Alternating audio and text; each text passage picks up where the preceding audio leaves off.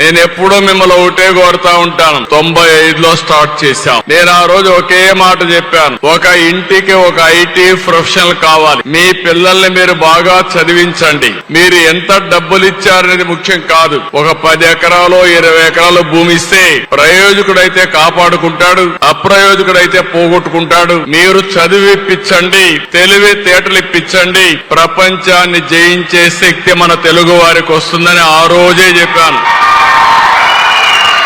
ఈ రోజు ఒక ఉదాహరణ చూస్తే, నేను ఆ రోజు మైక్రోసాఫ్ట్ హైదరాబాద్ తీసుకొచ్చాను. ఆ మైక్రోసాఫ్ట్ లో నాదెళ్ల సత్య ఉద్యోగానికి వెళ్ళాడు. ఈ రోజు నాదెళ్ల సత్య మైక్రోసాఫ్ట్ సీఈఓగా తయారయ్యాడంటే అది తెలుగువారి సత్తా.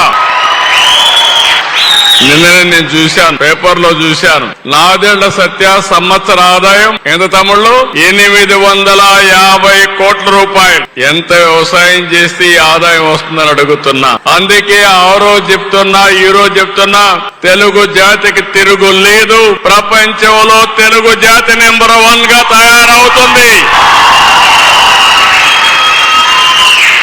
నేను ఆ రోజు ఒక మాట చెప్పేవాడిని, చదువుకొని మీరంతా కూడా జాబ్ వర్క్ చేసేవాళ్ళు, దీంట్లో డబ్బులు రావు, మీరంతా ప్రోడక్ట్స్ తయారు చేయాలని ఆ రోజు చెప్పేవాడిని. తర్వాత చెప్పేవాడిని, మీరు ఉద్యోగం చేస్తే లాభం లేదు, మీరు ఉద్యోగాలు ఇచ్చే స్థాయికి ఎదగాలని. ఈ రోజు నేను చెప్తున్నా, ప్రపంచంలో మోస్ట్ ఇన్ఫ్లుయెన్షియల్ కమ్యూనిటీ ఎవరంటే దానికి చిరునామా తెలుగు జాతిగా ఉంటుంది, అనుమానమే లేదు.